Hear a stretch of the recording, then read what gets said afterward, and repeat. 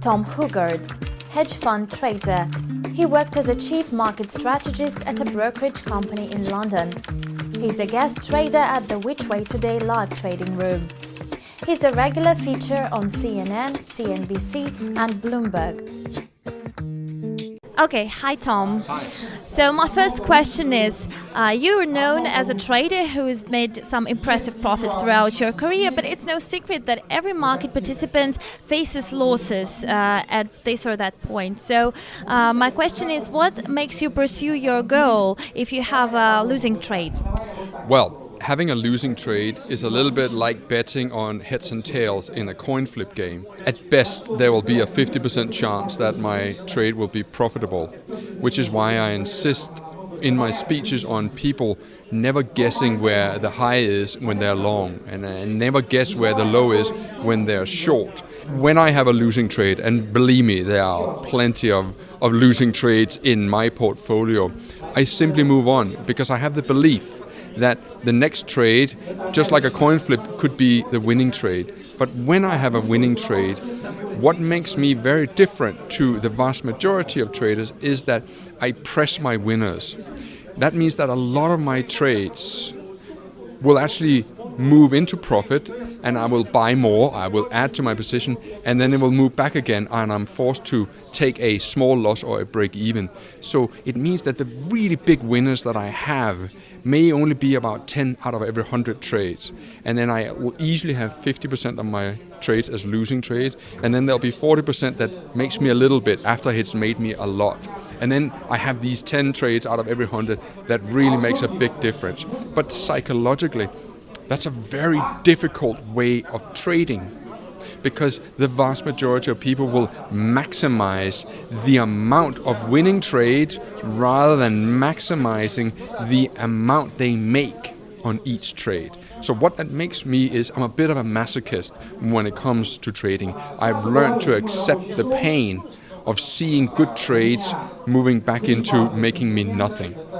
So talking about psychology that you mentioned, is it the main principle that is the difference between the novice and the professional trader? What are the main difference? Well, when you think about your question, technically, as in statistically, if there's a 50-50 chance that we could win or lose, then doesn't that mean by default that 50% of traders should be winning traders and 50% of traders should be losing traders? But the fact of the matter is that the vast majority in the 90% lose money over time in trading. So what you need to accept is that the odds are overwhelmingly against you, not from the market's point of view, but from a personal point of view. It's not the market that's the problem, you're the problem. And the problem that you have is that you think the wrong way. You need to think differently in order to become a good trader.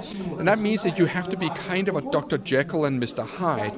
You have to be one person when you are out and about with family and friends, but you have to have a different mindset when you are in the market. And that mindset means that you have to accept that you will always have to buy higher than the previous person, or you always have to sell lower than the previous person. So you cannot be afraid of buying something that has already moved up significantly, or you shouldn't be afraid of selling something that has already moved down significantly.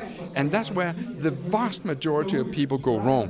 When the market has fallen a lot, they won't be looking to sell short. They'll be looking to buy because they think it's cheap. But the market doesn't operate with these principles of cheap or expensive. The market just has the prevailing price. But psychologically, that's very difficult for us to accept, because we're so brainwashed that we go to the supermarket and we see Pepsi-Cola costs X, but Coca-Cola is half price to Pepsi. So we all gravitate towards Coca-Cola because it's cheaper. But cheap in the market is a market that is going down. We don't want to buy that. We want to sell it short. So the whole balance of being one person in real life and being another person in the market, that's what makes trading so incredibly difficult. So have you kept this trading strategy and trading approach throughout the years, and has your trading approach ever changed essentially? Oh, I was the worst. the problem with me was that I had plenty of money to trade with to begin with, and I lost it because I was thinking like everyone else. And at some point, and don't ask me, it wasn't one of those epiphanies. It wasn't like a Jesus moment where all of a sudden I realized. It was more a question of hard work and thinking, I can't keep doing this. I have to start thinking differently. I have to learn from my mistakes. And I slowly and gradually began to realize that the mistake was that I always tried to find the low in a market, and I would never buy a market that had already gone up. But actually, when I began to look at it and look at my own trades, I realized that was the way forward. So when the market is down, I illustrated a dollar-yen trade last month. The market had already fallen 300 points in an hour when I began to sell it. Not buying it, selling it. And it's difficult to sell something that has already gone down as much as it had. But that was the right thing to do, and it turned out to be the best trade of the month. But not an easy trade. My friend David Paul, who has mentored me a lot, he says that the hard trade is often the right trade. So what advice would you give to young Tom, to the young yourself, when you were making your first steps on the market? I would say study a lot harder before you start using your money in the market and get your mindset right. And the mindset, I would have said to him, don't start buying the market just because it's fallen 50 points. It can fall 50 points more. And don't be afraid of buying something that's already moved up 50 points. Does this mindset help you not only in trading but in your everyday life as well? Does it have any references to everyday life? No, I have just the same problems that every other person have, you know.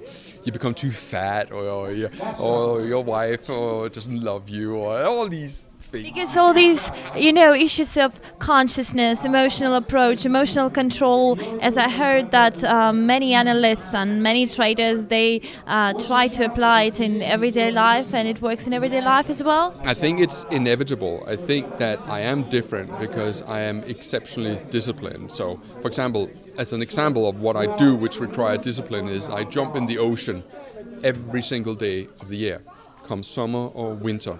And in the summer it's easy, but in the winter it requires a little bit of persuasion. But here's the thing.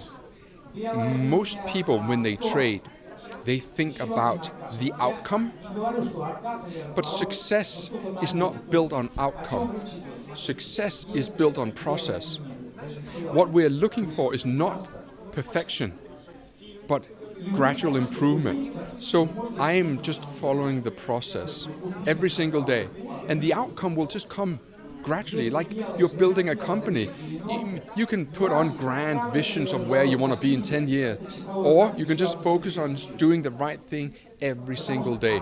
That's how you build success. In any endeavor, as a human being, you become a little bit of a better person every day. You talk a little nicer to your partner, you're a little nicer to your kids.